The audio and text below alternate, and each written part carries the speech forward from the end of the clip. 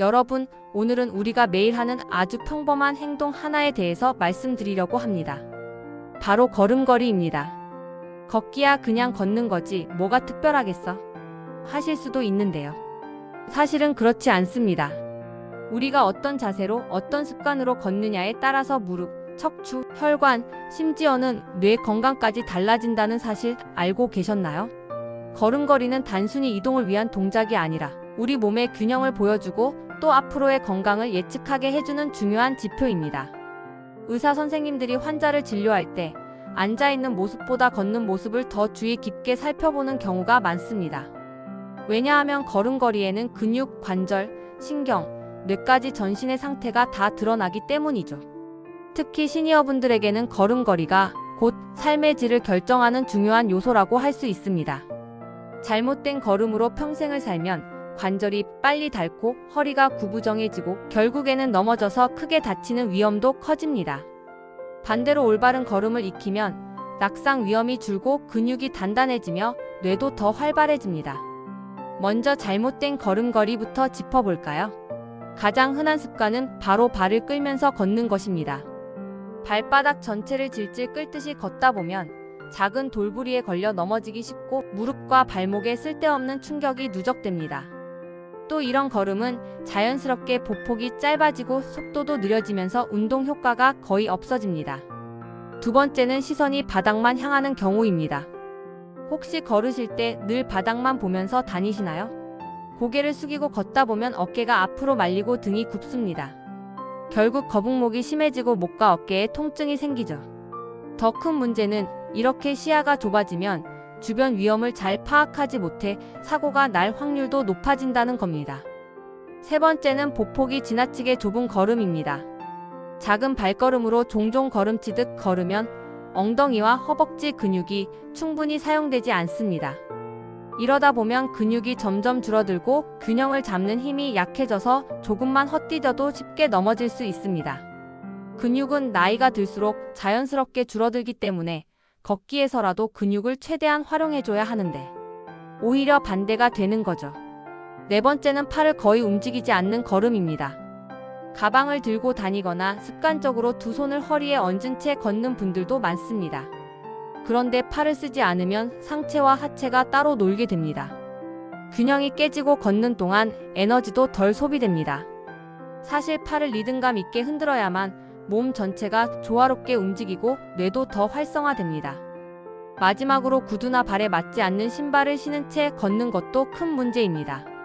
밑창이 딱딱하거나 발볼이 너무 좁은 신발을 오래 신다 보면 발 변형, 무릎 통증, 허리 통증이 생깁니다.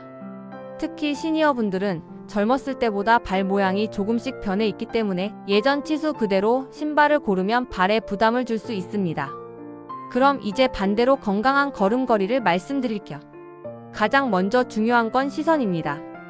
바닥이 아니라 정면, 조금 더 정확히 말씀드리면 내 눈높이보다 약간 앞 한 5걸음 정도 떨어진 곳을 바라보는 겁니다.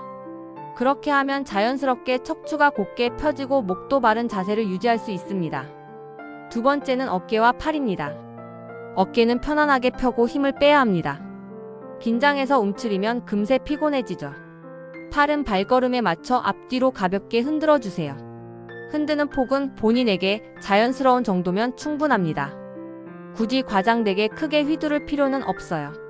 중요한 건 리듬과 균형입니다. 세 번째는 발 디딤 방법입니다. 흔히 말하는 뒤꿈치부터 걷기가 정답입니다. 발 뒤꿈치가 먼저 땅에 닿고 이어서 발바닥 전체, 마지막으로 발끝이 닿는 순서로 걸어야 합니다. 이렇게 걸으면 발목과 무릎에 가는 충격이 분산돼서 관절 손상이 적습니다. 반대로 발끝부터 툭툭 내딛거나 발 전체를 동시에 쿵쿵 내리면 관절에 무리가 가죠. 네 번째는 보폭입니다. 무조건 크게 벌려야 하는 건 아닙니다. 본인의 키와 다리에 맞는 자연스러운 길이가 좋아요. 다만 보폭이 너무 좁아지지 않도록 의식하면서 걷는 게 중요합니다. 보폭이 조금만 넓어져도 엉덩이와 허벅지 근육이 더 많이 쓰이고 균형도 좋아집니다. 다섯 번째는 호흡입니다. 걸을 때 숨이 너무 가쁘면 오래 걷기 힘듭니다. 그렇다고 너무 편안해서 대화가 술술 이어진다면 운동 효과가 적을 수 있어요. 가장 좋은 건 가볍게 대화가 가능한 정도, 약간은 숨이 차면서도 말은 할 수 있는 정도의 속도입니다. 이런 강도로 30분을 걸으면 심폐 기능에도 큰 도움이 됩니다. 그리고 신발 이야기 빼놓을 수 없죠. 좋은 신발은 푹신한 쿠션이 있고 발을 안정감 있게 감싸주며 발바닥이 너무 미끄럽지 않은 것이어야 합니다. 나이가 들면 발볼이 넓어지고 발등이 낮아지기도 하니 반치수 여유 있게 고르는 게 좋습니다. 여러분, 여기서 잠깐 재미있는 연구 하나를 소개해 드리겠습니다. 일본에서는 시니어분들의 걸음 속도와 치매 발병률을 비교한 조사가 있었습니다. 그 결과 걸음이 빠르고 보폭이 큰 분일수록 치매 위험이 낮다는 결과가 나왔습니다. 왜냐하면 뇌와 근육은 서로 연결되어 있기 때문에 활발하게 걷는 습관이 뇌를 계속 자극해주기 때문이죠. 또 미국의 연구에서도 하루 만보 이상을 걷는 사람들은 그렇지 않은 사람보다 심혈관 질환 위험이 크게 낮다는 결과가 있습니다. 그렇다면 하루에 얼마나 걸어야 할까요? 세계보건기구에서는 성인에게 주 5일 이상, 하루 30분 이상 빠르게 걷기를 권장합니다. 하지만 시니어분들이라면 꼭 30분을 한 번에 채우지 않아도 괜찮습니다. 10분씩 3번, 15분씩 2번으로 나눠서 해도 충분합니다. 중요한 건 꾸준함입니다. 꾸준히 하는 것이 가장 큰 힘입니다. 또 걷기에는 약간의 변화를 주는 것도 좋아요. 늘 평지만 걷지 말고 가벼운 오르막이나 계단 오르기를 섞어보세요.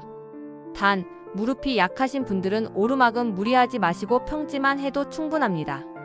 걷는 코스를 다양하게 바꾸는 것만으로도 지루하지 않고 뇌에도 더 큰 자극을 줍니다.